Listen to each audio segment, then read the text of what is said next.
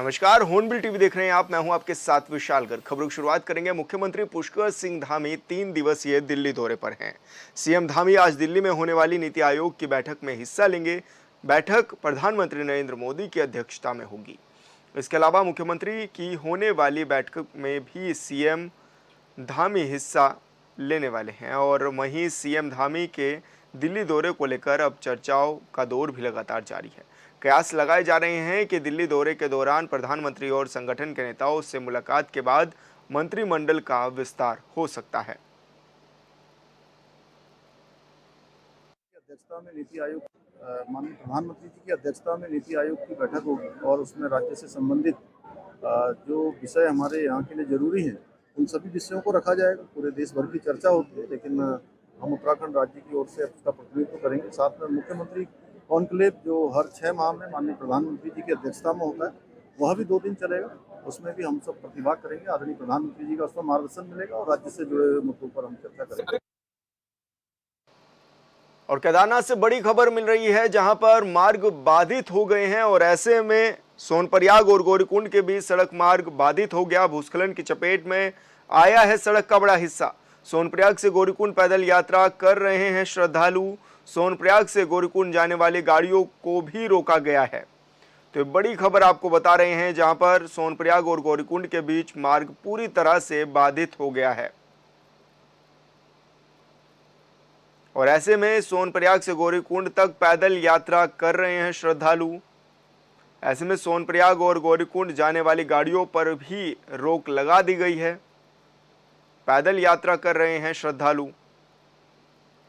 तो केदारनाथ से बड़ी खबर आपको बता रहे हैं, जहां पर सोनप्रयाग और गौरीकुंड के बीच की जो सड़क मार्ग है वो पूरी तरह से बाधित हो गया है। भूस्खलन की चपेट में आ गया है सड़क का बड़ा हिस्सा।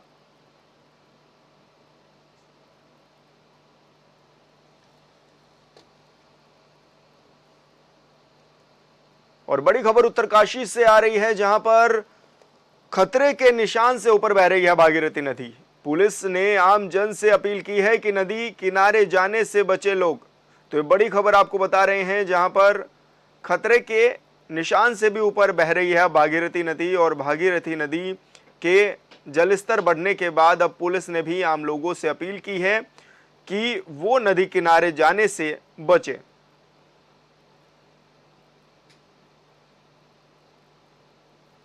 तो बड़ी खबर आपको बता रहे हैं, उत्तरकाशी से बड़ी खबर मिल रही है, जहां पर खतरे के निशान से भागीरथी नदी अब ऊपर बह रही है और ऐसे में पुलिस ने आम लोगों से अपील भी की है। नदी किनारे जाने से बचने को भी पुलिस ने अपील की है लोगों से।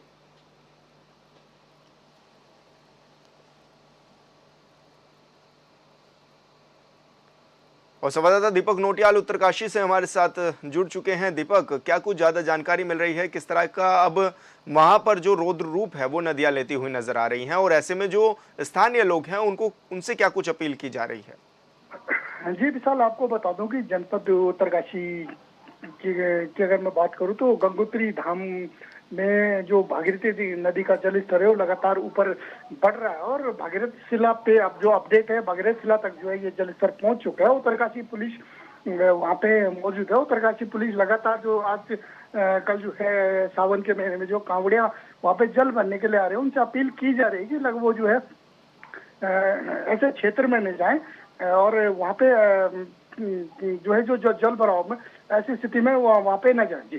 जी दीपक, किस तरह की तैयारियां भी प्रशासन की ओर से देखी जा रही हैं? क्योंकि गंगा घाटों पर भी हम जिस तरह से तस्वीरों के माध्यम से देख रहे हैं कि जलस्तर जो बढ़ा हुआ है, ऐसे में प्रशासन की क्या कुछ तैयारियां भी हैं? लोगों से अपील तो की ही जा रही है, लेकिन पूरी व्यवस्था चाक चौबंद भी की हुई होगी क्योंकि बड़ी संख्या में श्रद्धालु भी पहुंच रहे हैं उत्तरकाशी।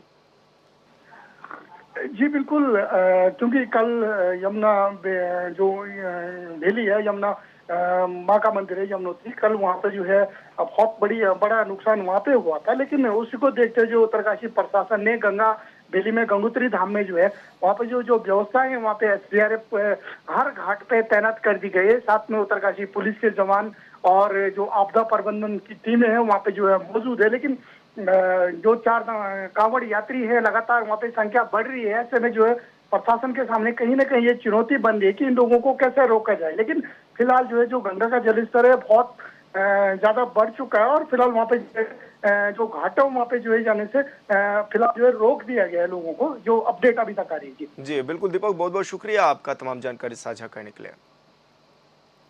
और बड़ी खबर का रुख करेंगे, थराली से बड़ी खबर मिल रही है जहां पर भूस्खलन लगातार अब सड़कों पर आ रहा है और भारी बारिश के चलते सड़कों पर अब मलबा फैला हुआ है। थराली कर्णप्रयाग राष्ट्रीय राजमार्ग भी बंद हो गया है और आमसोड़, पंती, नलगांव और हरमनी में बाधित हो चुकी हैं सड़कें, जिसको खोलने का काम बीआरओ की टीमें करती हुई नजर आ रही हैं। और ऐसे में उफान पर गधेरा आ गया है और विद्युत सब स्टेशन में नुकसान भी हो गया है। ट्रांसफर समेत अन्य विद्युत उपकरण भी बह चुके हैं। तो बड़ी खबर आपको बता रहे हैं जहां पर भारी बारिश से सड़कों पर भी मलबा है और ऐसे में आसपास की जो व्यवस्थाएं हैं वो भी चरमरा गई हैं। हालांकि बीआरओ की टीमें लगी हुई हैं मार्ग को खोलने में, लेकिन ऐसे में विद्युत भी बाधित हो गई है और ये भी बताया जा रहा है कि ट्रांसफार्मर समेत अन्य विद्युत उपकरण भी बह गए हैं।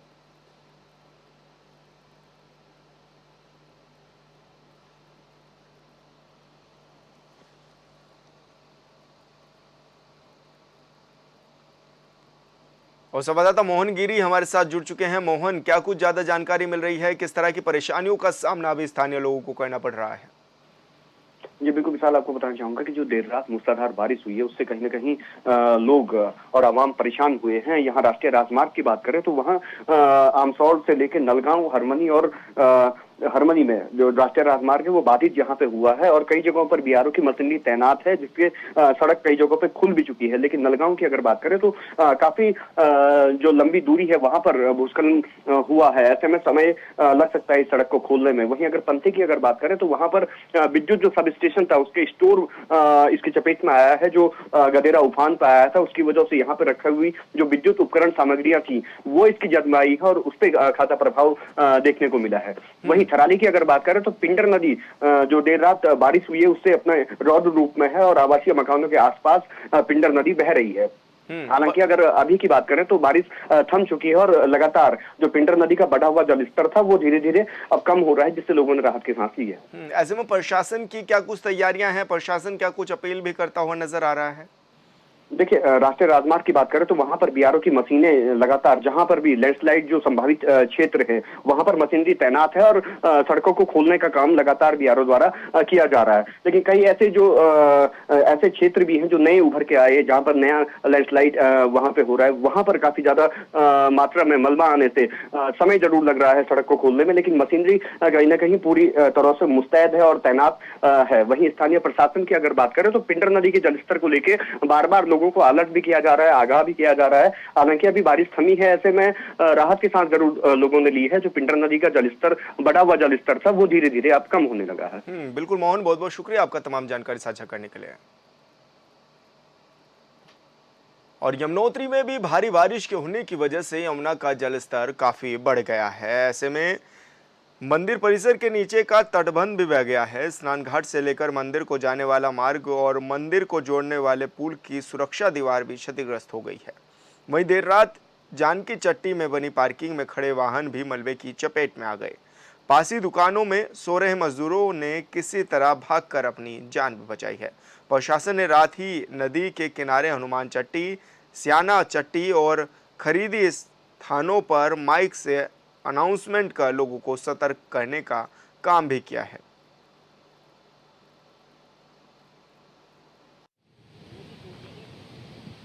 हमारे जो ये गरीब लोग हैं बेचारे, रेहड़ी और जो ठेली या ये बरसाती डाल के दुकानें चलाते हैं, इनके लगभग 60-70 दुकानों का सामान, पूरा सामान बह गया है और उनको आर्थिक रूप से बहुत ज़्यादा नुकसान हुआ है। और यहाँ पे एरीगेशन डिपार्टमेंट को, सिंचाई विभाग को बोल दिया गया है कि यहाँ पे जल्द से जल्द इसका आंकड़न तैयार करके शासन को प्रस्तुत करें और जो फौरी तौर पे कहीं पे अगर बहुत ज़्यादा नुकसान की आशंका है उसको वो लोग अभी कार्य आज ही से प्रारंभ कर देंगे। मशीनें यहाँ पे पहुँचने वाली हैं और जल्द से जल्द यहाँ पे सभी को निर्देशित कर दिया गया है, चाहे प्रशासन है चाहे शासन है, कि यहाँ जल्द से जल्द जो भी ज़रूरतें हैं उनको पूरा किया जाए। लगातार रात को सूचना मिल रही थी कि 12 से 2 बजे के बीच, जैसे हमारे वहाँ कहते हैं कि बादल फटने जैसी घटना हुई है, तो उसकी वजह से थोड़ा जो हमारा यमुनोत्री धाम में हल्का जो बाढ़ संरक्षण से संबंधित जो स्ट्रक्चर हैं वो आंशिक रूप से क्षतिग्रस्त हुए हैं। और थोड़ा फिर जब पानी बढ़ा तो जानकी चट्टी में जो हमारे पार्किंग है उसमें आरबीएम और शिल्ट उसमें चला गया है, वो भी एकदम नदी के पास में ही था वो पार्किंग हमारी। ओवरऑल 2-2.5 घंटे का हैवी रेनफॉल था और उसके वजह से थोड़ा हल्का नुकसान हुआ है, और ऐसी जान माल की कोई सूचना नहीं है और अभी हमारी यात्रा चल रही है। कुमाऊं कमिश्नर दीपक रावत ने बाजपुर के एसडीएम कार्यालय का निरीक्षण किया है। निरीक्षण के दौरान कार्यालय में कई तरह की अनियमितताएं पाई गई, जिसके चलते कुमाऊं कमिश्नर ने अधिकारियों और कर्मचारियों को जमकर फटकार लगाई है। वहीं क्षेत्र के लोगों ने भी अपनी समस्याओं को लेकर कुमाऊं कमिश्नर को ज्ञापन सौंपा है। बता दें कि अपने निर्धारित कार्यक्रम के चलते कुमाऊं कमिश्नर दीपक रावत बाजपुर के एसडीएम कार्यालय पहुंचे थे। इस दौरान कुमाऊं कमिश्नर दीपक रावत ने कहा कि मुख्यमंत्री धामी के सरकारी कार्यालय का निरीक्षण करने के आदेश दिए गए हैं, जिसके चलते ही एसडीएम कार्यालय का आज निरीक्षण किया गया था।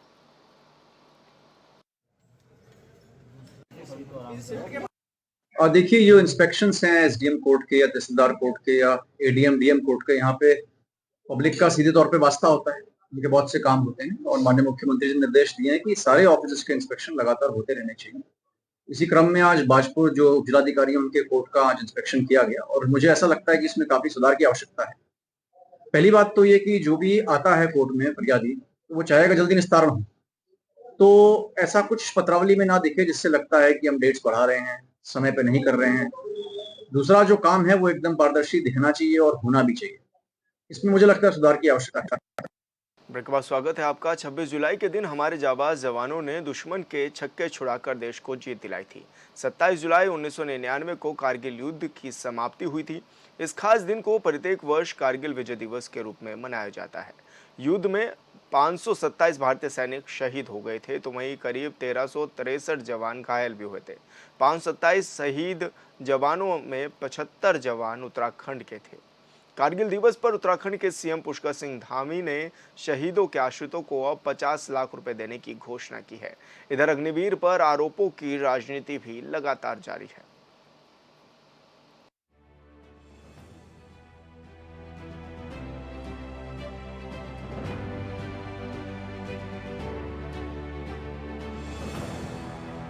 शहीदों के गांव सड़क से महरूम है, स्कूल से महरूम है। सरकार ने बड़ी बड़ी घोषणाएं उस समय की थी और आज तक वो पूरी नहीं हो पाई है। उत्तराखंड कांग्रेस के प्रवक्ता शिषपाल सिंह बिष्ट की बातें तो एकदम सही हैं, लेकिन सवाल है कि गलती किसकी है, कांग्रेस की या फिर बीजेपी की सरकार की, या फिर यह कहें कि सेना के नाम पर सिर्फ अब तक देश में राजनीति होती आ रही है और मौजूदा वक्त में भी राजनीति हो रही है। बीजेपी वाले कांग्रेस पर आरोप लगाते हैं, कांग्रेस वाले बीजेपी पर आरोप लगाते हैं। दुर्भाग्यपूर्ण है जिन वीर सैनिकों ने अपने प्राणों की आहुति दे करके देश की सीमाओं की रक्षा की, अपना सर्वोच्च बलिदान दिया, अपनी शहादत दी, उन्हीं शहीदों के गांव सड़क से महरूम है, स्कूल से महरूम है। सरकार ने बड़ी बड़ी घोषणाएं उस समय की थी और आज तक वो पूरी नहीं हो पाई है। रुद्रप्रयाग जनपद का एक मामला है कि शहीद सुनील कांडपाल के गांव में बोर्ड भी लगा दिया सड़क का, लेकिन आज तक सड़क नहीं पहुंची। स्कूल का वादा क्या है, स्कूल नहीं बना। यही हाल उत्तरकाशी जनपद के दिनेश चंद के गांव का है। वहां भी कई मूलभूत सुविधाओं की घोषणा की गई, लेकिन आज तक पूरी नहीं हुई। और ऐसे बहुत से उदाहरण हैं पूरे प्रदेश भर में। आखिर आप शहीदों के गांवों में भी अगर सुविधाएं नहीं दे पा रहे हैं तो क्या संदेश देना चाहते हैं? निश्चित तौर पर प्रशासन और सरकार को इस पर गंभीर होना चाहिए और शहीदों की शहादत को अगर आप याद रखना चाहते हैं तो अपनी की गई घोषणाओं को पूरा करें। इससे एक अच्छा संदेश पूरे देश में जाता है और निश्चित तौर पर हमें वीर शहीदों के लिए जो बन पड़ता है वो करना चाहिए। और अगर कहीं प्रशासनिक और सरकारी उदासीनता है तो निश्चित तौर पर ये किसी भी तरह से सही नहीं है और इसमें सुधार होना चाहिए। दरअसल पूरा देश कारगिल विजय दिवस मना रहा है। दिल्ली से लेकर बिहार तक और लद्दाख के द्रास से लेकर उत्तराखंड की राजधानी देहरादून तक उन शहीदों को याद किया गया जिन्होंने कारगिल में शहादत दी। आज भी वीर शहीदों को लेकर बड़ी बड़ी बातें की गई। देहरादून के गांधी पार्क स्थित शौर्य स्मारक स्थल पहुंचकर सीएम धामी ने पुष्प अर्पित कर बलिदानी सैनिकों को श्रद्धांजलि दी। सीएम धामी ने कहा कि आज भारतीय सेना विश्व की सेनाओं में सर्वश्रेष्ठ है। उन्होंने कहा कि आज भारतीय सेना को दुश्मन पर हमला करने के लिए परमिशन लेने की जरूरत नहीं, भारतीय सेना को फ्री हैंड छोड़ा गया है। उन्होंने कहा कि उत्तराखंड वीरों की भूमि है और हमें गर्व है कि उत्तराखंड से सबसे ज्यादा सेना में हमारे वीर सैनिक अपनी सेवाएं दे रहे हैं। भारत माता के वीर जवानों को नमन करता हूं और अपने वीर बलिदानियों को ये देश कभी भुला नहीं सकता है, हमेशा वो हमारे स्मरण में रहेंगे। अभी कारगिल युद्ध के बारे में हमारे अधिकारीगणों ने बताया किस प्रकार का वो युद्ध था और हमारे वीर सैनिकों ने इस युद्ध में दुर्गम बर्फीली पहाड़ियों और विपरीत परिस्थितियों में भी अदम्य साहस, उत्कृष्ट रणनीति, अभूतपूर्व पराक्रम और महान धैर्य का परिचय देते हुए दुश्मन को भारत की सीमा से खदेड़कर विजय दिलाने का काम किया था। इसमें कोई शक नहीं कि जनसंख्या के लिहाज से उत्तराखंड देश का पहला ऐसा राज्य है जहां से सबसे ज्यादा युवा सेना में सेवा दे रहे हैं। उत्तराखंड राज्य गठन से लेकर अब तक 356 से ज्यादा देवभूमि के वीरों ने शहादत दी है। लेकिन दुख के साथ हमें ये भी कहना पड़ रहा है कि कई शहीद के परिवार राज्य में ऐसे हैं जो अपना अधिकार पाने के लिए ही भटक रहे हैं, जिस पर आरोपों की राजनीति हो रही है और इसमें कांग्रेस हो या फिर बीजेपी, दोनों में से कोई पीछे नहीं है। देखिए, सरकार ने पूरी पुरजोर कोशिश करी रही कि जो सैनिकों के परिवार हैं उनको भूमि भी आवंटित करी जाए और पेट्रोल पंप से भी लाभान्वित किया जाए, और वो काफी हद तक अपने एक प्रयास में सफल भी रहे और सभी लोग इससे खुश भी रहे और उनको लाभ भी प्राप्त हुआ है। सरकार की से जो विकसित यात्रा की गाड़ी चली, मोदी की गारंटी की गाड़ी चली, उसके तहत भी लाखों लोगों ने अपने आप को लाभान्वित बताया भी और अपना रजिस्ट्रेशन जिनका छूटा हुआ था उन्होंने करवाया भी। तो ये कहा जा सकता है और देखा भी जा सकता है कि सपने नहीं हकीकत बुनते हैं, इसीलिए सब मोदी को चुनते हैं। तो मोदी जी को चुना है जिस कारण से, उस कारण उनको धरातल पे उसका लाभ मिल भी रहा है। उत्तराखंड के रहने वाले सुबाब सिंह कारगिल में शहीद हो गए थे। उस वक्त केंद्र और राज्य सरकार ने बड़ी बड़ी घोषणाएं की थी। केंद्र ने तो वादा कर दिया था, लेकिन राज्य सरकार ने वादे के मुताबिक 5 बीघा जमीन आवंटित नहीं की। उनकी पत्नी मुन्नी देवी आज भी जमीन के लिए सरकारी दफ्तरों के चक्कर काट रही है। इसी तरह श्रीनगर के चौरास भ्योपारी गांव के शहीद शिव सिंह बिष्ट के गांव में सड़क बनाने और स्कूल उनके नाम पर रखने की बात की गई थी, जिसे आज तक पूरा नहीं किया गया। रुद्रप्रयाग में शहीद नायक सुनील कांडपाल के गांव में आज तक सड़क का निर्माण नहीं किया गया। गैरसैंण में शहीद कृपाल सिंह के नाम पर स्कूल का नाम रखा गया था, लेकिन स्कूल के उच्चीकरण होते ही नाम बदल दिया गया। साथ ही धुनार घाट कुंड खेत मार्ग का नाम भी शहीद के नाम पर नहीं रखा गया।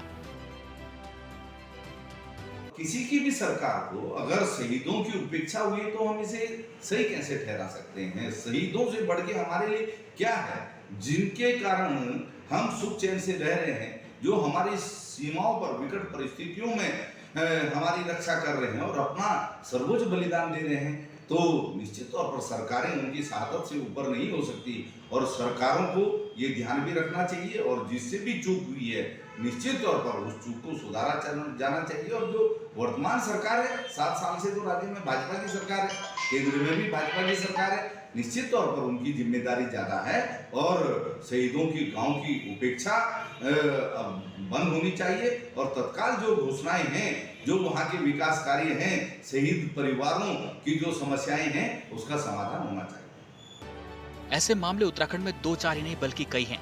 उत्तरकाशी के बलिदानी सपूत दिनेश चंद कुमाई की याद में जोगत मोटर मार्ग सड़क का नाम रखने की घोषणा की गई थी, जिसे पूरा नहीं किया गया। गुप्तकाशी के देवर गांव के नायक शहीद गोविंद सिंह के बेटे को नौकरी देने की बात कही गई थी, उसे पूरा नहीं किया गया। नारायणबगड़ के शहीद सतीश चंद सती के नाम पर सड़क बनाने की बात कही गई थी, लेकिन वो वादा साकार नहीं हो पाया। अब इसे लेकर जब सवाल किए गए तो सिर्फ दलीलें दी जाती है। देखिए, मुझे इस बात का फक्र है, सैनिक कल्याण मंत्री होने के नाते सैनिकों के वेलफेयर के लिए जब भी मैं मुख्यमंत्री से कोई मांग करता हूं, मांग पूरी होती है। ये वीरों की भूमि है। आज कारगिल के शहीदों को हमने नमन किया।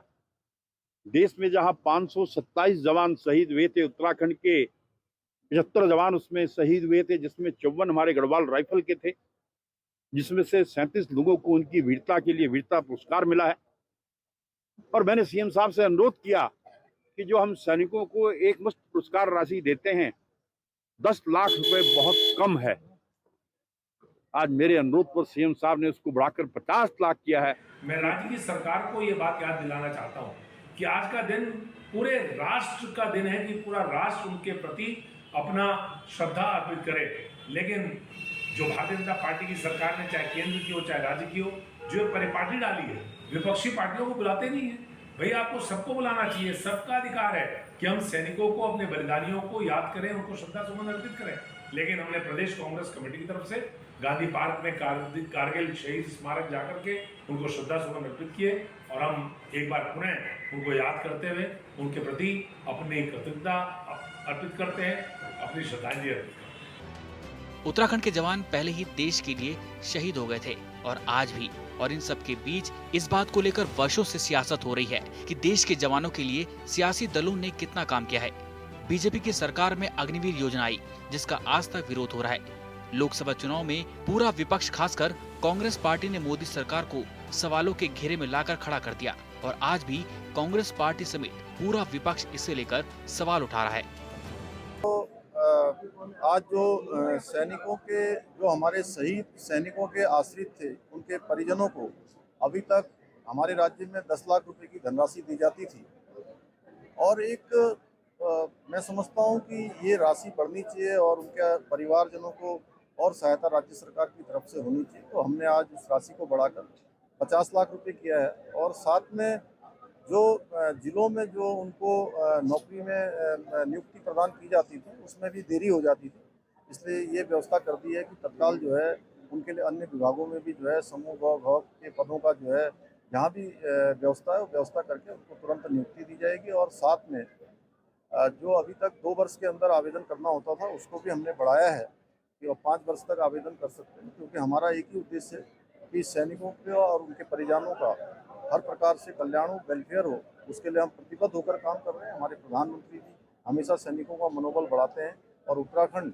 ये सैन्य भूमि भी है, वीर भूमि भी है, इसलिए सैनिकों के कल्याण के लिए हम एक कदम भी पीछे नहीं रहे। विपक्ष के सवालों के बीच कारगिल विजय दिवस पर लद्दाख पहुंचे पीएम मोदी ने भी विपक्ष पर पलटवार किया।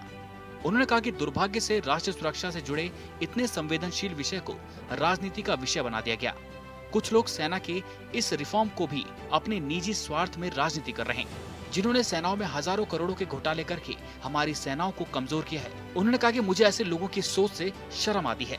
जरा कोई मुझे बताए कि आज मोदी के शासनकाल में जो भर्ती होगा, क्या आज ही उसको पेंशन देना है? उनको पेंशन देना तो 30 साल बाद आएगी। मोदी उस समय 105 साल का होगा, उसके लिए मोदी आज गाली खाएगा। क्या तर्क दे रहे हैं? कुछ लोगों की समझ को क्या हुआ है, उनकी सोच को क्या हो चुका है, ऐसा भ्रम फैला रहे हैं कि सरकार पेंशन के पैसे बचाने के लिए ये योजना लेकर आई है। मैं जरा ऐसे लोगों की सोच से शर्म आती है, लेकिन मैं ऐसे लोगों से पूछना चाहता हूं, जरा कोई मुझे बताए, आज मोदी के शासनकाल में जो भर्ती होगा, क्या आज ही उसको पेंशन देना है क्या? उसको पेंशन देने की नौबत 30 साल के बाद आएगी और तब तो मोदी 105 साल का हुआ होगा और तब न भी मोदी की सरकार होगी। क्या मोदी जब 105 साल का होगा, 30 साल के बाद जो पेंशन बचेगा, उसके लिए मोदी ऐसा राजनीतिक है जो आज गाली खाएगा? सेना में अग्निवीर से लेकर ओल्ड पेंशन तक के मुद्दे पर वर्षों से राजनीति हो रही है और शायद होगी भी, लेकिन मौजूदा वक्त में जो सवाल है वो यह है कि क्या सिर्फ शहादत के वक्त या किसी खास दिन ही शहीदों को याद किया जाएगा? अपने देश में एक तरफ जहां देश के लिए शहीद हुए जवानों के परिजनों के लिए किए गए वादे तक नहीं निभाए जा रहे, तो दूसरी तरफ किसी खेल में मेडल जीतने वाले खिलाड़ियों को करोड़ों रुपए दिए जा रहे हैं। लिहाजा सवाल है, ऐसा क्यों? जिस तरह खिलाड़ियों पर पैसों की बारिश होती है, ठीक वैसे ही देश के लिए शहीद होने वाले जवानों के परिवारों पर क्यों नहीं? बड़ा सवाल है जिस पर सियासत करने वालों से लेकर देश की जनता तक को विचार करने की जरूरत है। Bureau report, hornbill TV. और फिलहाल इस बुलेटिन में इतना ही। आप देखते रहिए हॉर्नबिल टीवी। नमस्कार।